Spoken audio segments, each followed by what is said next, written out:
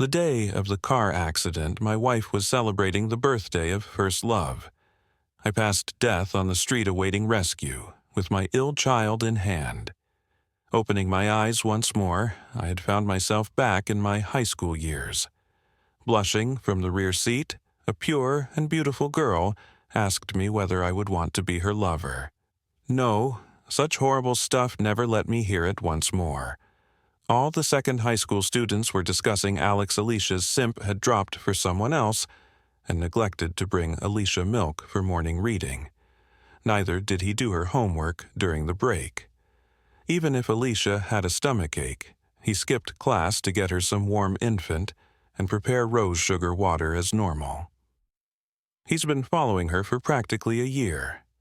Maybe he's simply acting in that manner, maybe having a tantrum waiting for Alicia to calm him. I suppose he's moved on. I heard third high school beauty chasing him as well. Alicia furiously slapped her English book on the desk. Today's morning reading time is now. As soon as she finished speaking, I occurred to stroll to the door in search of gossip. The class went quiet. Ignoring them, I made my way to my seat. Many eyes watched me. Pulled out the chair and settled in. 2 glass milk bottles were inside my rucksack when I opened it. The maid at home probably heated 2 glasses of milk on a regular basis and neglected that I only needed 1 going forward. Lisa, Alicia's desk mate, waved her arm and said, "Alex is trying to make up with you. He couldn't hold out for very long, I warned you." Alicia's eyes flicked, but in her view, I handed my desk friend the milk. "Here for you." Martin looked startled and doubtful. For me, I nodded. Then I opened my Chinese book and began to read silently. Martin leaned down, inquisitive. "Gee, why did you start reading?" I said without looking up. "I want to enter Class A next semester." Though I scored second highest in the city, I entered second high in the same class as Alicia. I purposefully skipped numerous questions on the first monthly test and moved from Class A to Class F as asked. But now I had no justification for staying in this class. Considering how the girl behind me had become my wife 9 years later, yet had left sleeping pills in our starving child's bottle, to dash to her first love causes us to crash in a car on a snowy night en route to the hospital. I cannot forgive her, so let's call off this sad romance early on. Martin and I headed to the cafeteria at midday, following the chef's presentation of the ribs I wanted. Grinning, he asked, "What are you getting for Alicia today? We have her preferred squirrel fish." I halted, looking back on my fierce and audacious search for Alicia in high school. Love letters I penned piled on her desk, loudly confessing to her on the flag-raising platform in defiance of the principal's admonition. Her favorite meals even known to the cafeteria chef. Everyone knew Alicia was liked. It was almost as if I would never turn around and smash my skull against a wall. Thinking about it now, all of this was a prank. I shook my head, I stopped getting her food, paused. He also included, "I won't be getting it for her going forward either," the chef's hand. It stopped just about serving the squirrel fish. I drew Martin and turned to go. I happened to run across Alicia at the line's conclusion. Our gazes locked, and she seemed startled. I turned rapidly away and departed without looking back. Martin said, "Alex," softly. "What's wrong with you? Why did you stop looking at Alicia?" I sat at the table. "Nothing. I just think it was pretty pointless before," says combining the rib soup with white rice. I became aware of my genuine free time when I stopped living my life around Alicia. Arm wrestling friends as we play basketball. Pulling out the old practice books and test papers I had tossed into my desk, and little by bit finish them. A time in high school free of continual anxiety turned out to be quite young and beautiful.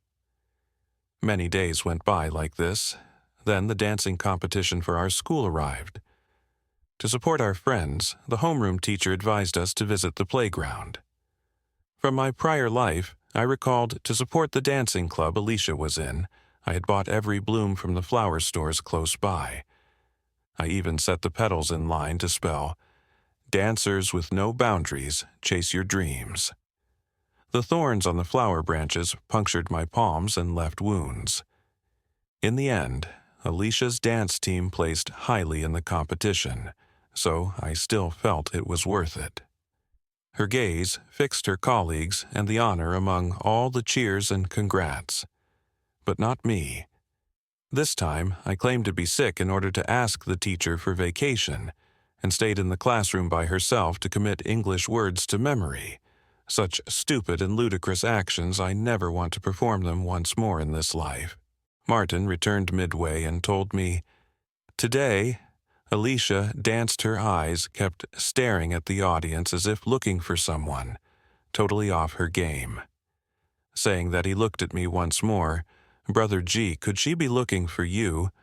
"No." I coolly denied it after finishing a line of English words. Right now, Alicia basically had "dislike Alex" written all over her face. Me not going would make her happy. Martin was raving on the dance competition. I wasn't in the mood to pay attention. However, I used the justification of running to get hot water since I wanted not to interrupt him. Who knew I spotted a few people sprinting fast towards me as soon as I left the classroom. Just about to move aside, Lisa, supporting Alicia, yelled at me, "Hurry quickly and grab Alicia a pain-relieving spray, you don't have any. She hurt." Hence, I made a little medicine box as Alicia enjoyed dancing. It included various imported medications not sold on the market, quite successful for damage. Still, she won the tournament in my past life. "Why is she hurt this time?" Lisa asked nervously. "Alex, why are you just standing there?" I woke up to my senses, looked at Alicia's sore ankle and answered apathetically, "It's expired." I threw it away. Following this, I grabbed my water cup and walked to the water room, not even giving a glance. Her damage, what does it have to do with me? I should feel guilty for her, as the suffering I went through in my past life was far more than hers. If you're enjoying this story, make sure to subscribe so you don't miss more. Lisa gasped behind me, and I turned to look back sharply. Like trying to drill a hole through me, Alicia missed a break due to a foot ailment and hadn't gone to class for 2 days. When my mother found out, she had the maid prepare some bone broth and recommended I bring it to Alicia so she can heal. Our families were great friends, and Alicia had grown up under my mother's vigilant eye. She wouldn't be comfortable unless I personally went to show her concern. Though I protested constantly, I couldn't stop my mother's relentless requests. She even gave the driver instructions to make sure I arrived directly at Alicia's house so I wouldn't be able to flee halfway. Reluctantly, I brought the chicken soup to Alicia's residence in late afternoon. And when the sycamore tree's leaves rustled in the breeze, I tightened my thin jacket and got out of the automobile. He spotted a white 3-story house with an unpleasant orange tint from the final rays of the setting sun. It was all too familiar. As a child, I would visit her house quite regularly, and we even shared a nearly 2-year residence there, and our memories permeated every inch of this house. Her hopeless over a breakup and my consoling her despite my own loss. I blindly believe her, as she promised to be good to me for a lifetime. The suffering made me shake all over. My heart felt like it was separating. After some time, I cooled down, opened the thermos, and smelled the wonderful bone broth. I crushed it and fed a stray dog it. Such wonderful stuff she didn't deserve. I turned around after the dog completed the soup I made, ready to go. Someone called my name. The voice was young but familiar, and I hardly bothered to turn around. Walking awkwardly on her crutches, Alicia hurried over to almost trip in front of me. Sweat stained her lovely brow as she spoke with a trace of resentment. "Alex, what the devil is wrong with you?" I bit the lump in my throat. The young woman standing before me, once my ideal, was pure and beautiful. I drew my lips tightly in a cold, apathetic smile. I continued walking forward. "I'm not sure what you're saying." She swiftly blocked my path once more. Her lips pallid and her chest heaving suggests that those few steps clearly were agonizing and challenging for her. "Why are you ignoring me?" confused her eyes asked. She pointed to the food container on the ground as though she wanted to read something from my face, but she couldn't grasp. "That bone broth was for me. Why did you feed it to a dog? You used to insist on visiting even when I forbade it, my house. You skipped today. I've been hurt for days, and you have shown no concern. What precisely? Isn't this superior?" I cut her off coldly. "You find me irritating nevertheless." Alicia was briefly surprised, then acknowledged after some time. "Yes, I find you clinging to me unacceptable. Being far apart from you makes me joyful." She said this, then looked at me and grinned sarcastically. "Alex, you know I detest that a trick is used to get my attention. Thus you would best not be doing some sort of trick. It's not shocking Alicia would believe that in my previous existence I did truly do numerous young and absurd things to grab her attention. Though I finally made her my wife, I never gained her heart and stopped. I won't waste any more time or emotions on her in this life, as I am dying horribly on the street. You project too much of yourself." I drew my lips into a cold, "and I'm not time to play games with you." Cold smile. "My mother requested the driver and me deliver the bone broth. You understand how my mother is. Just act as though you drank it and avoid trouble for me." Alicia looked at her with incredulity. "You think of me as a dog," I shrugged. "If that's what you think, I can't help but agree." Having said this, I avoided giving her an opportunity to dispute and left. Seeing her in class every day was enough. Now, I simply wanted to vanish. I had only gone a few steps when the thermos shot across the sky. Then Alicia's enraged voice screamed out, "I don't need your stupid soup," falling with a great bang. Since the incident over the soup, Alicia and I hadn't spoken.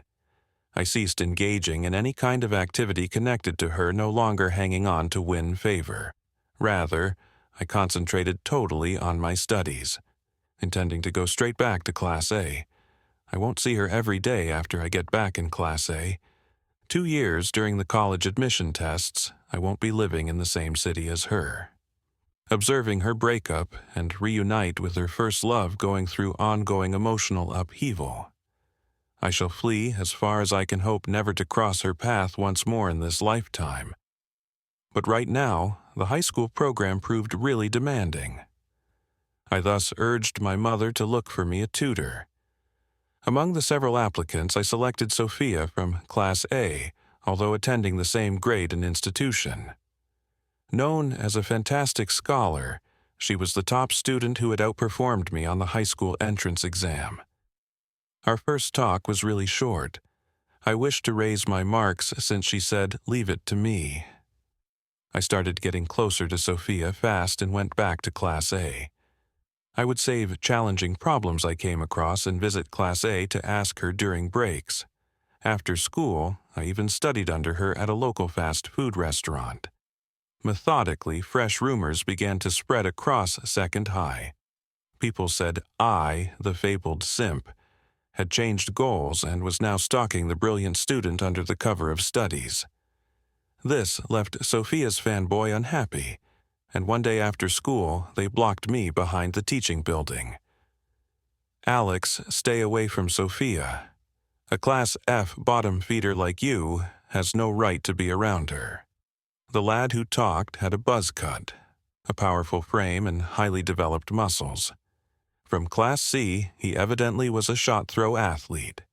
Though not as tall, the 3 lads behind him also looked ferocious. They gathered fast into a circle, catching me right in the middle. I responded coolly, "Sophia is my tutor. I pay her. She offers a service. I'm not really using her." The buzz-cut lad snarled, "Tutor. That's just an excuse for you to get near to Sophia." "Alex, you're shameless. You pursued Alicia using all kinds of strategies, and now that you can't get her, you're pestering Sophia. As a man, I'm ashamed for you. Yeah, you're disgusting. She'll never like someone like you who doesn't study and is hooked to chasing girls. Sophia pays good attention in class. Should her grades suffer as a result of your influencing her future college path, could you help?" I felt a little quiet. Yes, I admit I was a bit of a lovesick fool once, but I have corrected my ways and am now concentrating on my academics. In what ways could Sophia tutoring me give them such annoyance other from paying for the service? Enough chatting. The buzz-cut boy lost his temper and stepped forward to pound his chest against mine. With that, the other lads rolled up their sleeves. You wouldn't realize your mistake if we didn't teach you a lesson. Ready to act? What are you doing? Sophia arrived at that instant and grabbed my wrist, then drew me to her side. She was petite with a lovely bun, yet stood upright with an air of perfect power. The lads turned away their sharp stares upon her right away.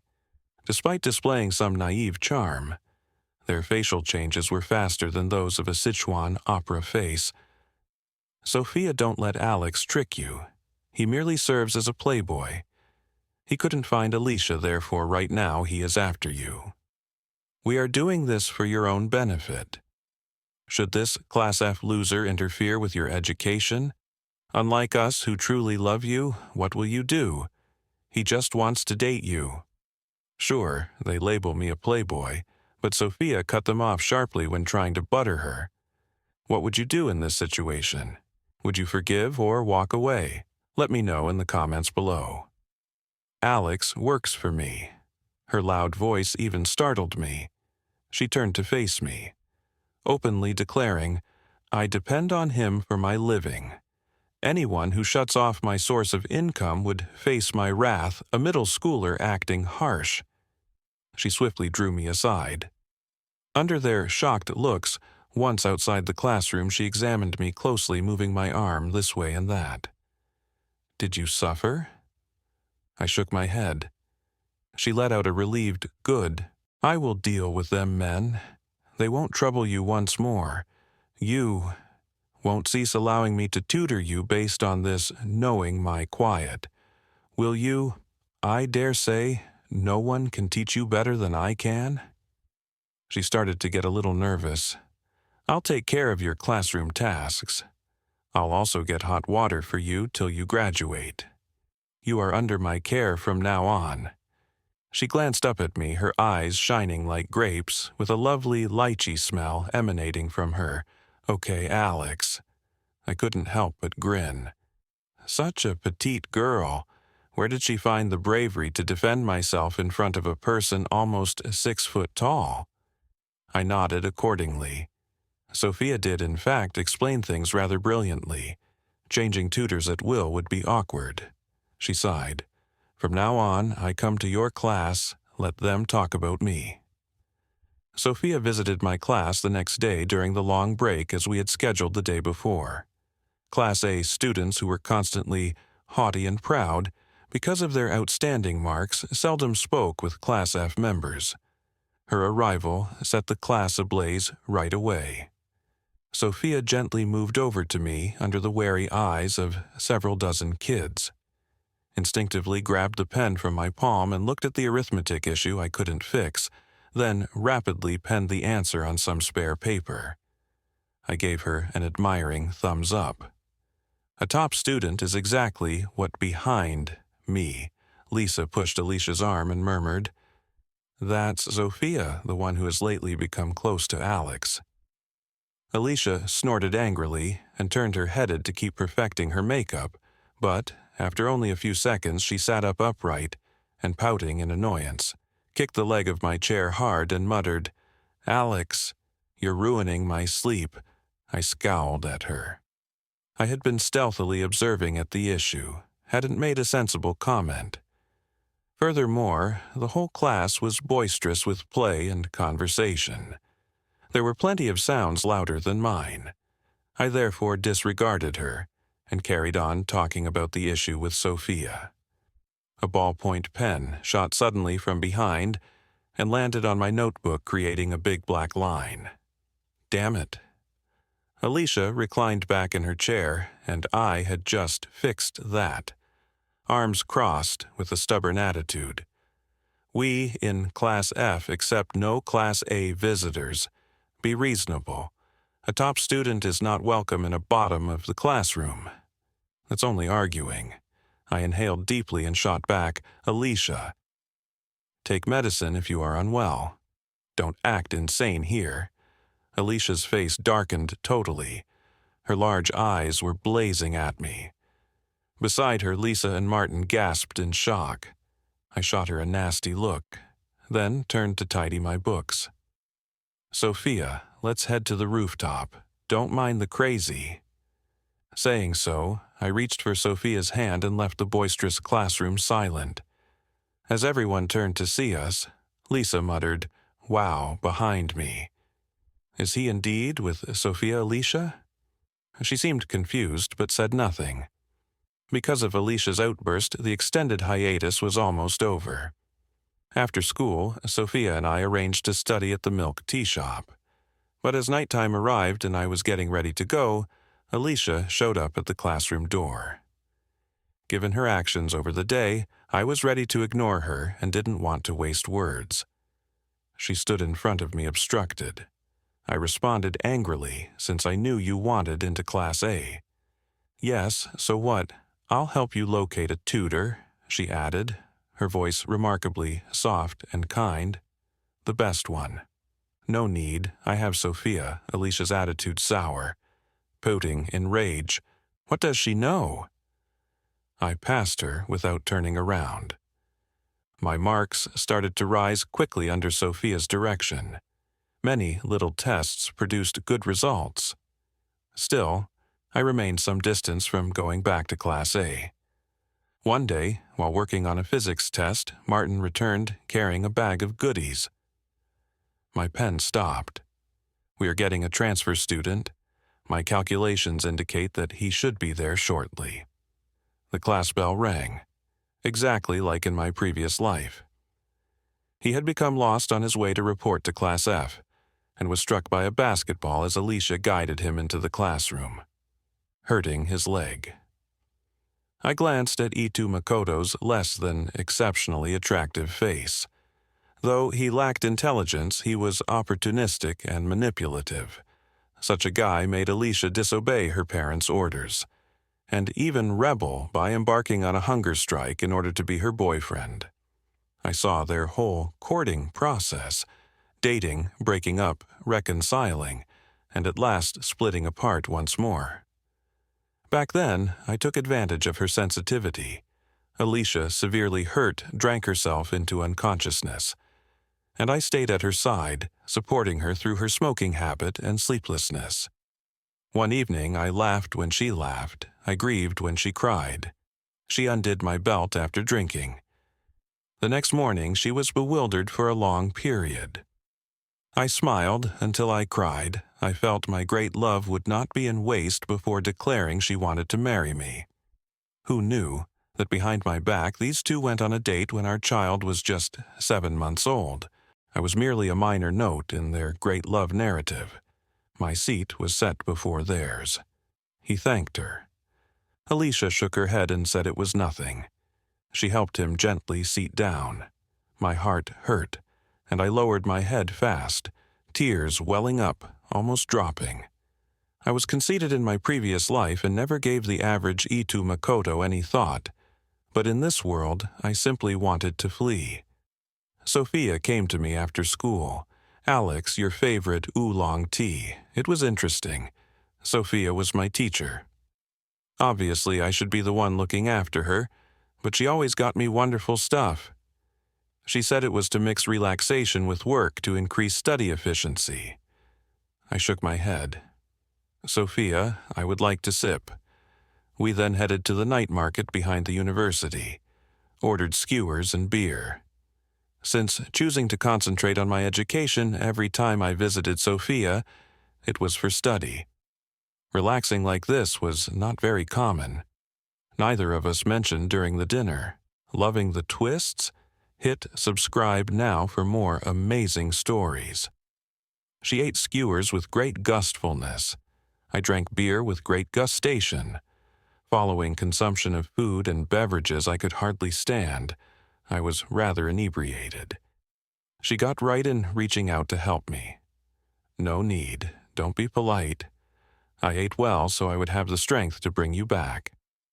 Without using words, Sophia raised one of my arms and slung it over her shoulder so she could round my waist. Her fragrant body sought to assist a grown man in weight support.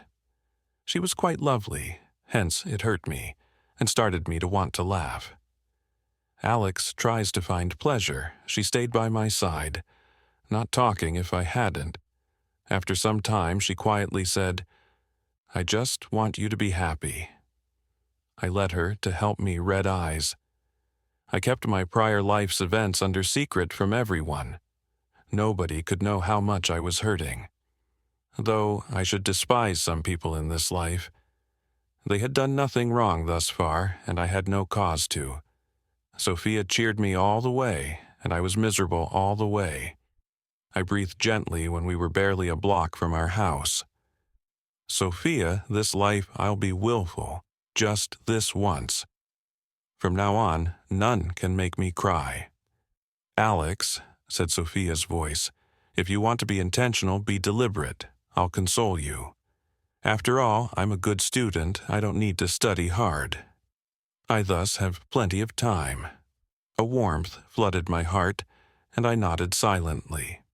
Approaching the midterm tests, I began studying even more, expecting to enter Class A right away.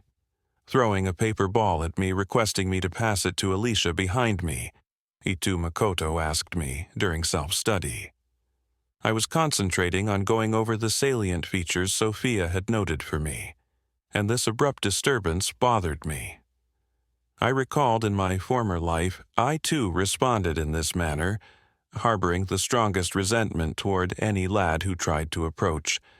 Alicia opened the paper ball and found a piece of chocolate right away, and a small ghost face drawing that made me quickly enraged and quietly assert my claim over Alicia, advising him not to waste his time. But during the interval, he grabbed Alicia's hand aggressively. Looking at the paper ball, I realized the look Alicia gave me could have killed. Thinking about it, I just said, "Dude, this is your self-study period. Not wanting to study does not mean others shouldn't as well. It's just a note." Makoto's face flushed with wrath. "You really have to be like this? If you loved learning so much, then why are you in Class F? Damn it, looking down on me. I chose to be not since I belong here, hence I am in Class F." Having said that, I got up and dumped my belongings on Itu Makoto's desk. "If delivering notes appeals to you so much, pass them all you want." "All right, let's change seats." Clenched in rage. "I just wanted to thank Alicia. I'm not trying to take her from you." Based on his defensive tone, he must have heard about my public hunt of Alicia. Presumably, passing this note was meant to make me look bad.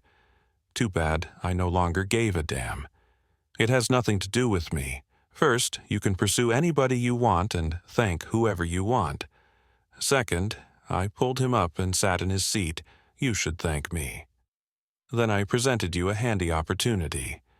To be honest, I was bored with always juggling these two. This served as a decent departure reason. Ultimately, I really hoped these two would stay close and avoid hurting others. Currently, Alicia, who had been adjusting her makeup, turned to face us and scowled at our seat change. "Alex, what do you mean by this?" I turned away her offer to locate me a tutor. Our last conversation was quite some time ago. Turning, I grinned weakly. "Just helping you two out. No need to thank me. The face of Alicia became unpleasant. Seizing the opportunity, Itu Makoto grabbed the paper ball. Sorry for upsetting you. My fault. Alicia. I noticed you skipped breakfast and want some chocolate.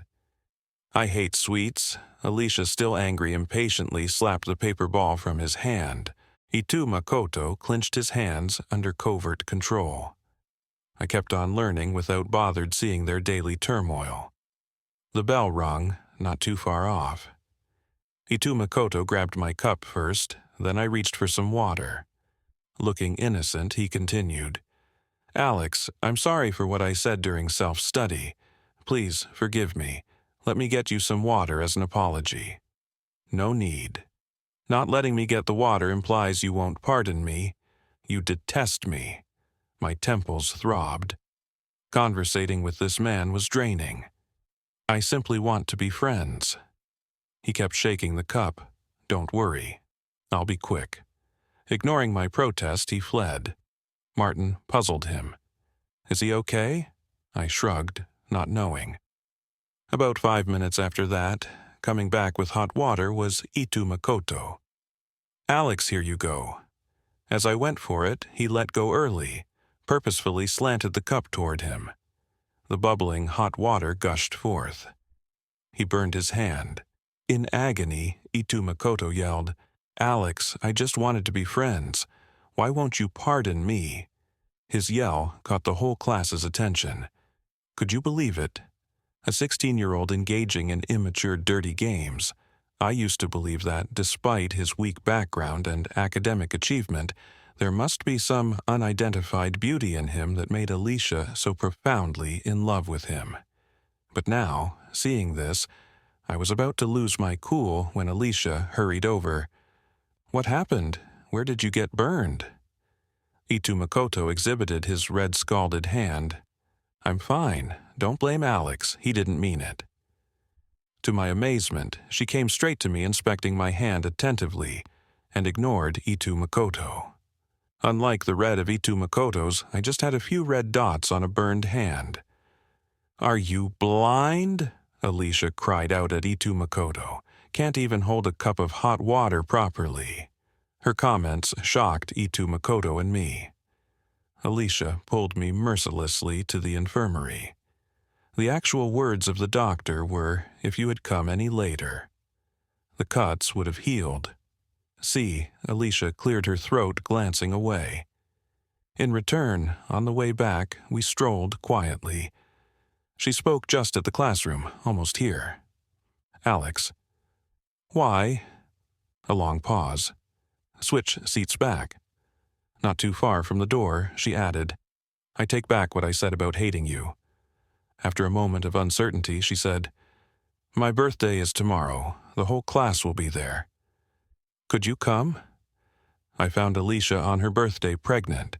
Beginning when she usually struggling with sleep, she suddenly got lethargic and started to eat more. She angrily insisted it was impossible and kept clubbing after I purchased her a pregnancy test to try. Staying late for cosmetics application, wearing high heels, and eating sporadically. I purposefully emptied the toilet's water for her health and checked her morning urine, which she neglected to flush. 2 lines soon enough showed up. She confirmed she was pregnant at that point. I even went to the store and bought a present box, including a pair of baby socks inside, practically jumping with delight. For Alicia and me, I considered this to be the ideal present from heaven. She was ready to bear our child, and I wanted to provide her a permanent residence so she could spend my life with me. Later on, though, I discovered from Itu Makoto that she had come that day to break up with me. The child was an accident. She hardly wanted it at all, but she couldn't tell if it was my child or Itu Makoto's. If Itu Makoto's, she was glad. If it were mine, she detested it. Regretfully, it did not come out as she had hoped. The child was mine. Painful memories abound. Rubbing my temples, I have something to do, I can't go. The female behind me stopped, her voice soft and slightly imploring. It's at the manor we used to go there. I'll hold out for you. I learned Alicia and Itu Makoto were the same, and I have something quite vital to tell you.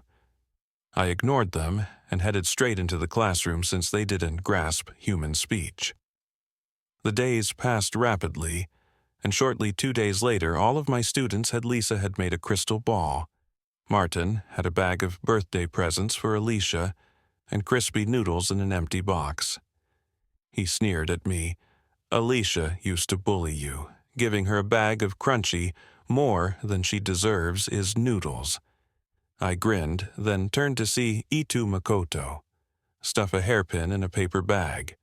None of the crudely designed logos derived from a roadside accessories store. Too bad he knew Alicia never wore unbranded goods.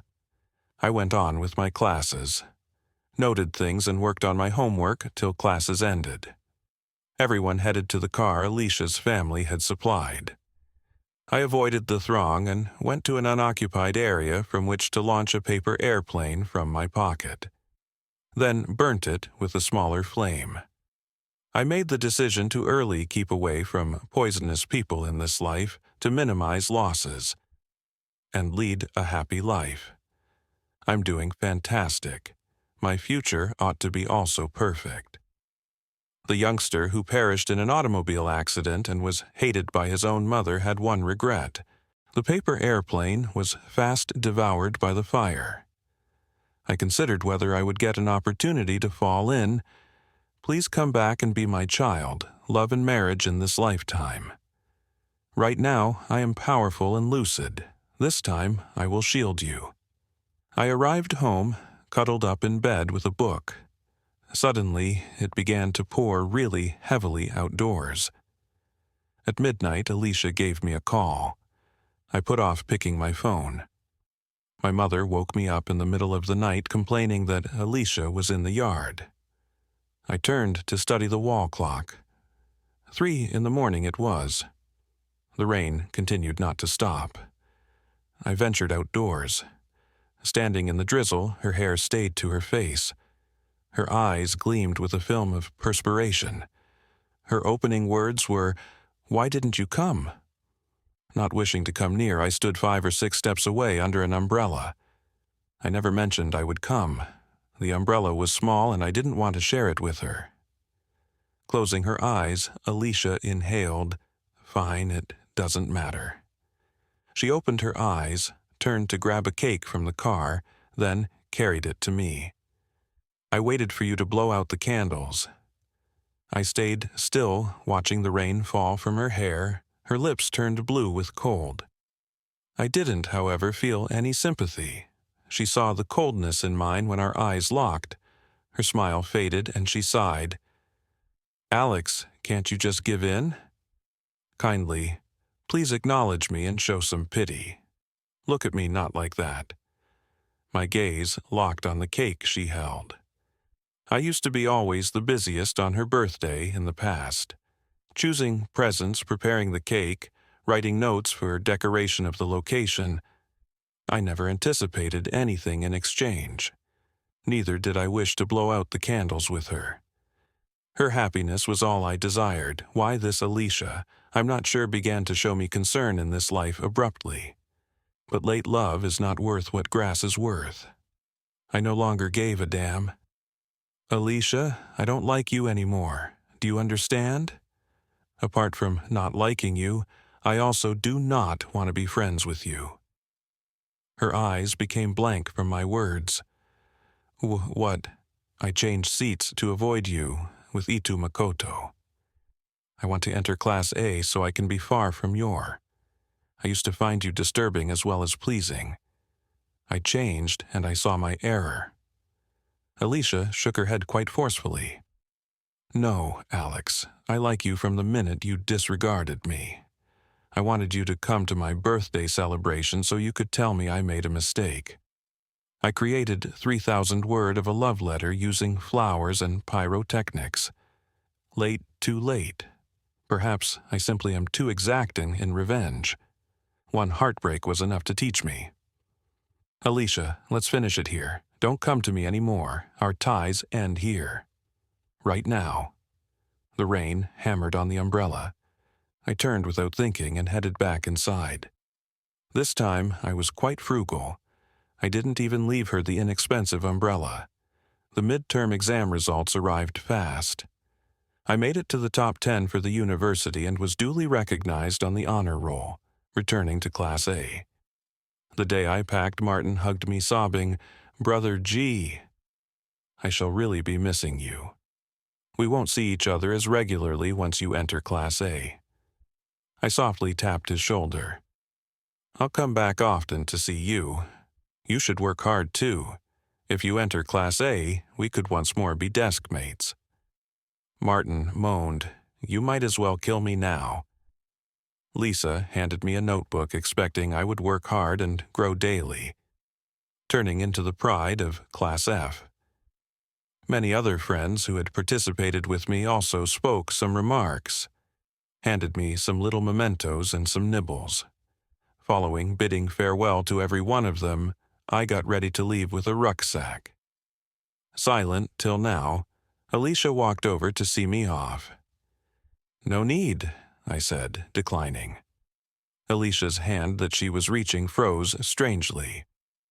At that very time, Sophia came in from outside and naturally linked her arm with mine under Alicia's jealous eye. Walked me to Class A. At the door, she first hung my bag on the desk next to her, then gave the chair a pat. Her eyes softened toward a smile. "Alex, welcome back." Grinning, I sat down next to Sophia and reached out to her. "Nice to meet you again." So, Sophia, 2 years passed in a hurry. Alex here from Class A. Sometimes Alicia came to Class A looking for me. She brought food and drink, and an umbrella when it rained. She chased me as passionately and without conditions as I had done in the past. But I said nothing. The best compassion I could offer in this life was not to seek retribution or hate. I focused all of my efforts on personal development, hoping to avoid any more entanglement with these people and avoid repeating the horrors of my prior life following the college admission tests. Class F planned one last get-together where Alicia passed out with red eyes. She asked me carefully, hesitated for a while, and at last, "Alex, you liked me so much back then. I just want to know, why did you suddenly lose like of me?" After some contemplation, I remarked gently, "I had a dream. In the dream, you were not very good to me." I rumbled a lot, and now I had no emotional stirrings. The formerly vivid and agonizing recollections felt as though they belonged somewhere else. She listened closely. Her long lashes dropped, and her gaze grew as peaceful as a silent autumn lake toward the end. I assumed she would dismiss it as a joke gone sour. She looked at me earnestly, though. "Alex, I drank my drink. The Alicia of the prior life did not love you. However, the Alicia of this existence does," feeling a little lightheaded. "But Alex of this life isn't going to wait. When the results of the college entrance test arrived, I applied for a major in something I loved and a university in the capital city. I would not lower myself or live without a sense of self for anything or anyone. Alicia arrived to see me off the day I scheduled to report to school. In the busy airport, her eyes betrayed a sense of hesitancy. She pouted, "Alex," and opened her arms. "Could I hug you before you leave so you might not see me for some time?" Her results on the college admission exam were not good, hence she decided to retake 1 year. This farewell indeed meant we wouldn't see one another for a long time. I stepped back. Avoiding her contact, I firmly cut links in this life. Her face seemed disappointed. "Okay, Alex watches me for a year." I shook my head, then came, "Locate you." "I am not waiting. Save your time not wasting it." The public announcement system at the airport started at that instant. Turning and leaving without thinking twice, I said, "No, friendly farewell." Alicia's voice cried out, "I won't listen to you, Alex," behind me. I came find you removed my earphones and put them in on the plane. After finding my seat, I settled in. Then a lovely lychee scent floated across. I turned to find a charming, beautiful face. Sophia grinned back at me. Alex, is your turn to look after for 4 years going forward. All right, if you think I made the right decision, hit that like button. And if you want more jaw-dropping stories like this, don't forget to subscribe.